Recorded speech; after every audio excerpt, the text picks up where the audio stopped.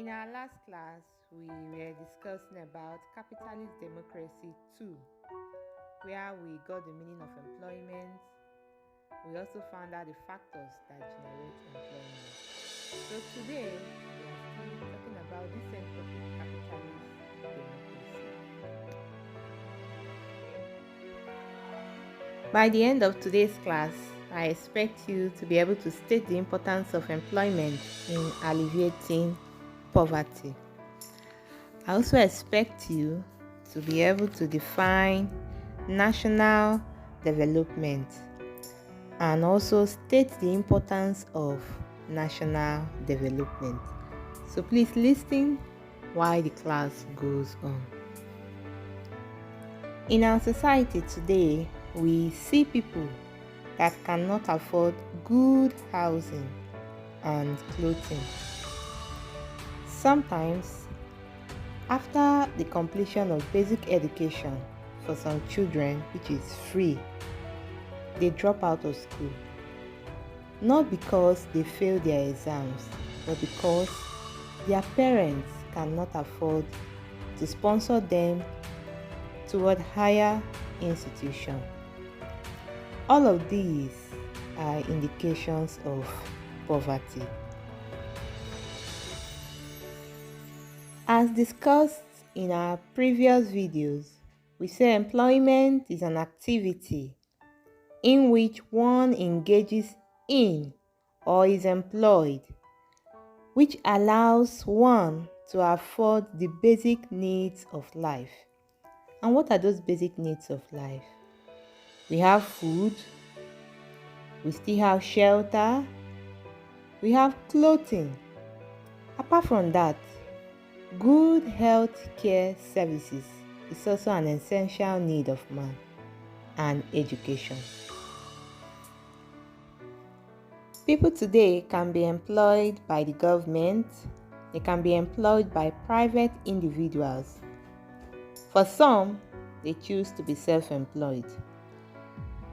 Employment is very important in alleviating poverty, as this determines the state of the economy of a nation and its tendency to develop among the community of nations.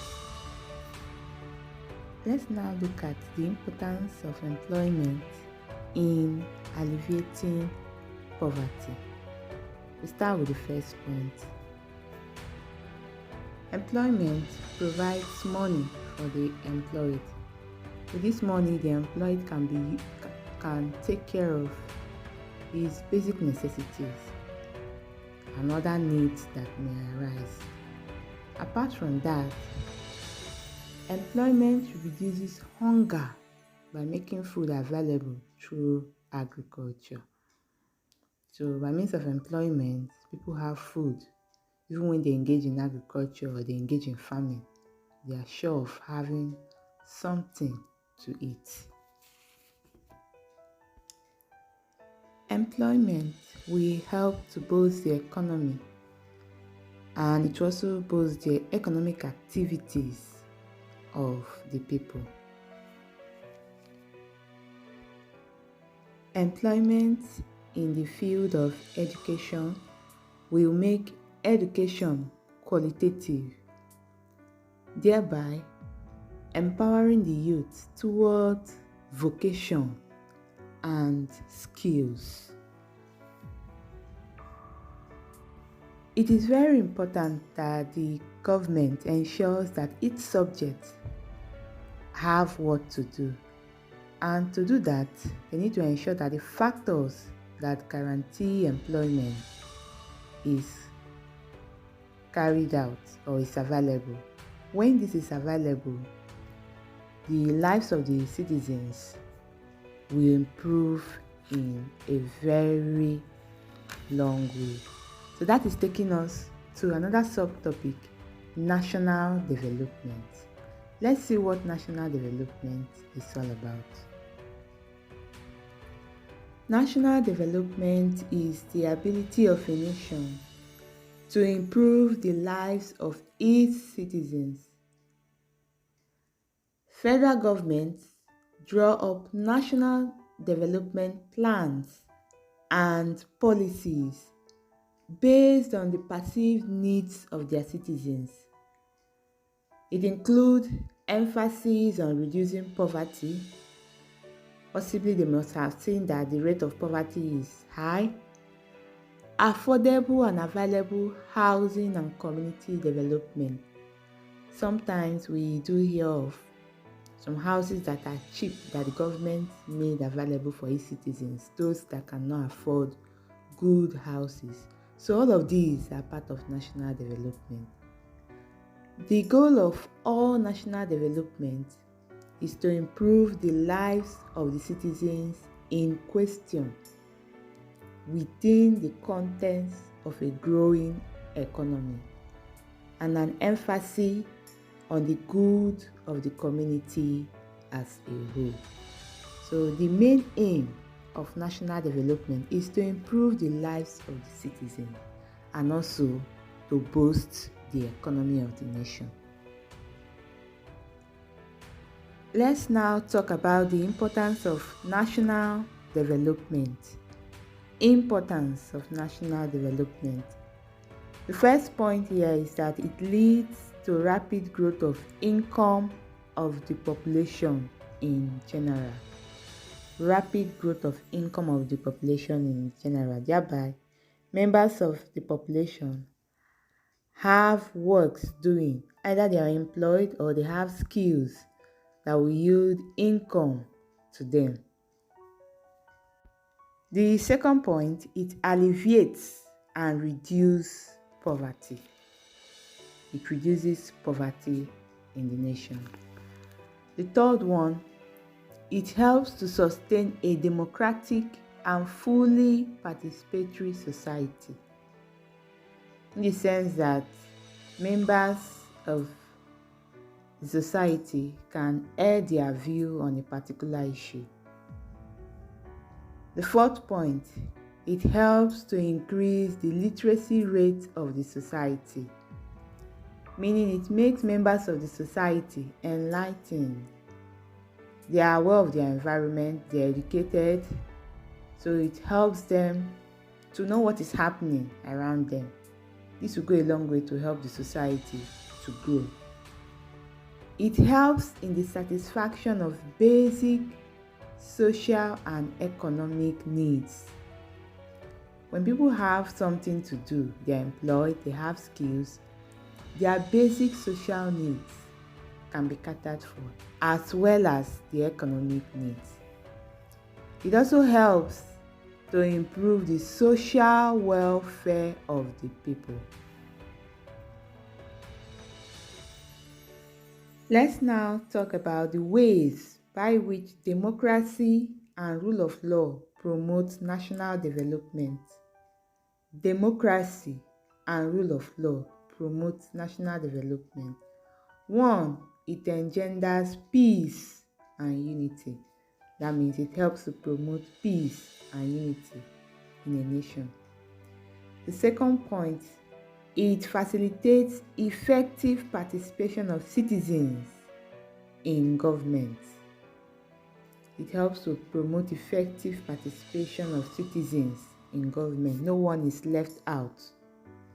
The third point, the rule of law allows free press, free access to information, and freedom of expression.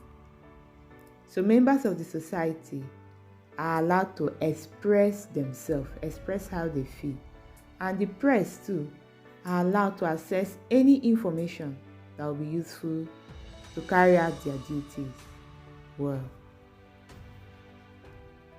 The rule of law prevents tyranny and bad governance.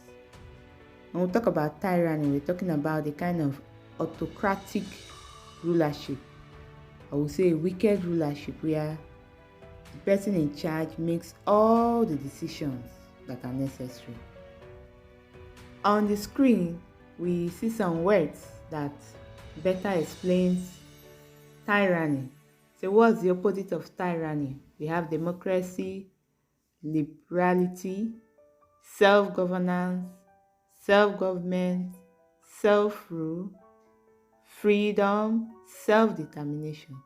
So the opposite of these words explains tyranny. The rule of law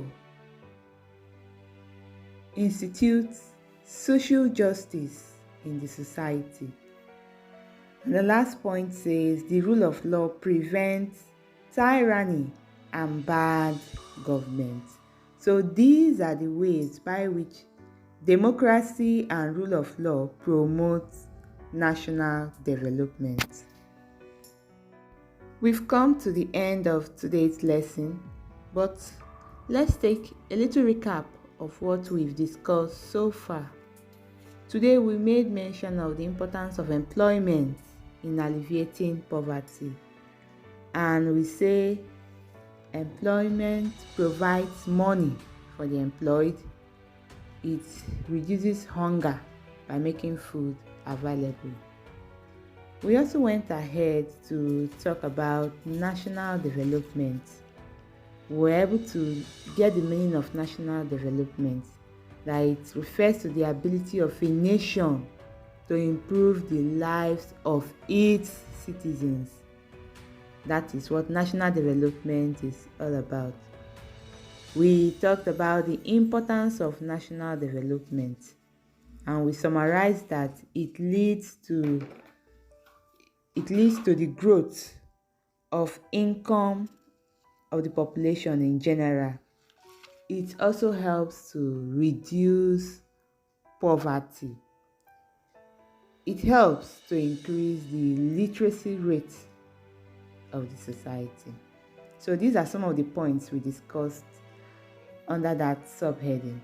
And finally, we made mention of ways by which democracy and rule of law promote national development. So please, on the screen are some questions that I would like you to put the answers to these questions inside your notebook. So please take a good look at the questions. Based on what you've heard in this class, put down the answers to all these questions right inside your notebook. I hope to see you in the next class. Do have a nice day.